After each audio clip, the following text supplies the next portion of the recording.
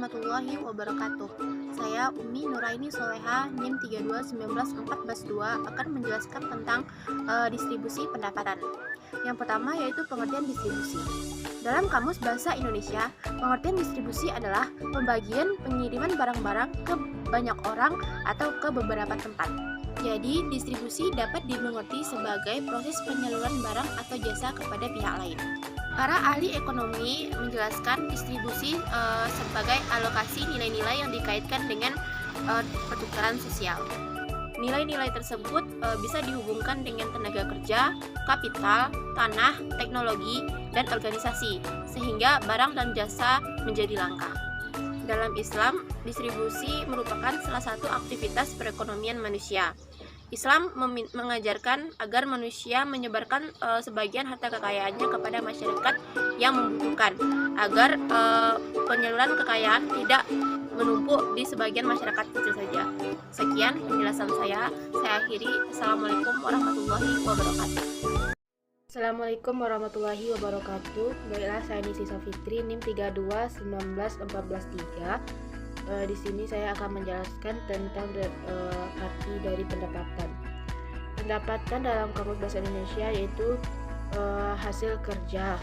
Sedangkan pendapatan dari arti lainnya yaitu jumlah uang yang diberikan kepada seseorang atau organisasi atau perusahaan yang bertujuan dalam bentuk gaji, upah, sewa, ongkos, laba, dan bunga. Sedangkan pendapatan dari segi umumnya yaitu jumlah penghasilan yang diberikan kepada masyarakat yang diberikan karena atas hasil kerja atau produksi yang telah disumbangkan oleh masyarakat tersebut. Sedangkan selanjutnya yaitu tentang distribusi pendapatan. Distribusi pendapatan dalam Islam yaitu menyalurkan harta yang ada, yaitu memberikan sebagian harta kepada pihak yang berhak menerimanya dengan tujuan untuk meningkatkan kesejahteraan masyarakat tersebut, di mana hal itu diatur oleh sesuai dengan syariat Islam yang berlaku. Itulah presentasi dari saya. Assalamualaikum warahmatullahi wabarakatuh. Assalamualaikum warahmatullahi wabarakatuh. Baiklah, saya Pega Sabrina Tanjung dengan NIM 3219144. Di sini saya akan melanjutkan presentasi dari teman saya, yaitu bagian B tentang konsep distribusi pendapatan dalam Islam. Yang pertama adalah konsep distribusi pendapatan. Distribusi pendapatan merupakan suatu proses pembagian sebagian hasil penjualan produk kepada faktor-faktor produksi yang ikut menentukan pendapatan.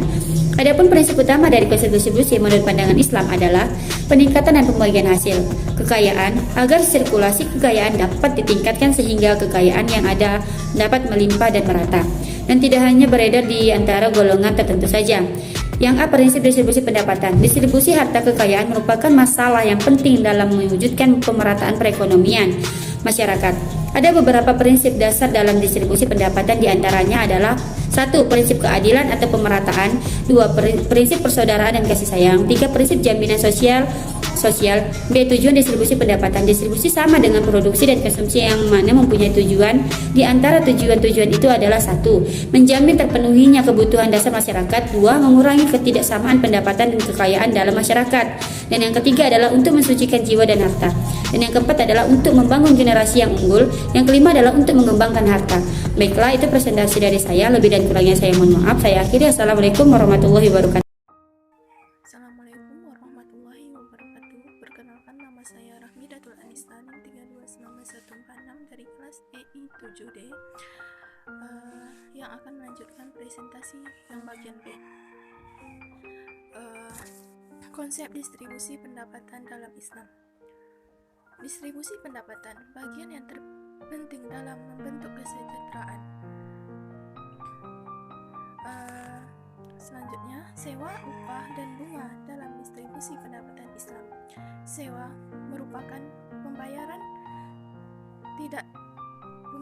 sewa tidak termasuk sesuatu yang dilarang dalam Islam, meskipun pembayaran sewa ada persamaan dengan bunga.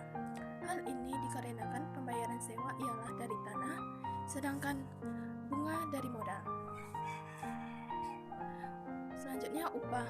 buruh yang bekerja untuk seorang majikan atau sebuah pekerjaan telah dijamin kesejahteraan dalam Islam. Bunga. Larangan mengambil bunga dalam Islam ialah jelas meskipun ada beberapa kalangan yang berbeda pendapat. Di antara mereka yang berbeda pendapat bahwa bunga dan riba ialah dua hal yang berbeda. Selanjutnya, azas distribusi pendapatan dalam Islam. Azas kebebasan ialah percaya kepada Allah dan manusia. Islam menerapkan kebebasan karena ia menganjurkan kepada umatnya untuk percaya kepada Allah dan mengakui eksistensi manusia di muka bumi ini agar manusia tetap eksis dalam menjalankan kewajibannya sebagai khalifah di muka bumi ini. Selanjutnya, azas keadilan, kebebasan mutlak sebagaimana dianut oleh paham kapitalis bukanlah ajaran Islam, karena kebebasan yang diajarkan Islam ialah kebebasan yang terikat oleh keadilan. Selanjutnya, dampak distribusi pendapatan.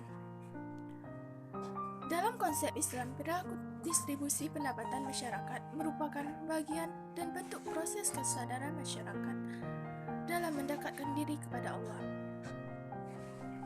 Selanjutnya, seorang muslim akan menghindari praktek distribusi yang menggunakan barang-barang yang merusak masyarakat.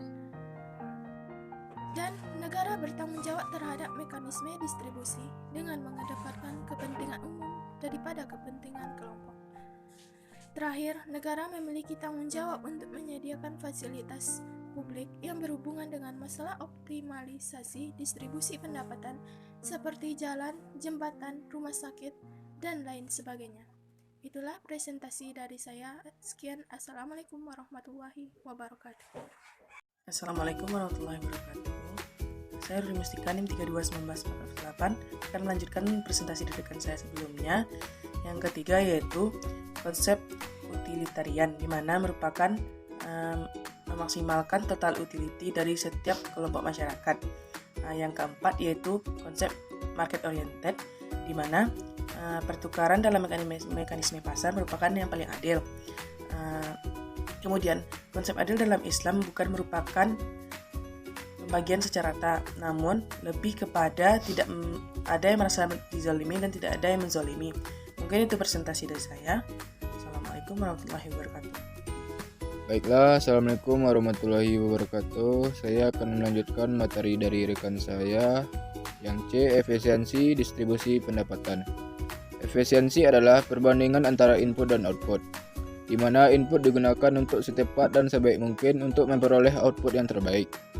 Efisiensi alokasi menjelaskan bahwa bila semua sumber daya yang ada habis teralokasi, maka akan mencapai alokasi yang efisien. Tetapi tidak dapat dikatakan bahwa alokasi tersebut adil. Para ekonom konvensional berbeda pendapat tentang distribusi yang adil.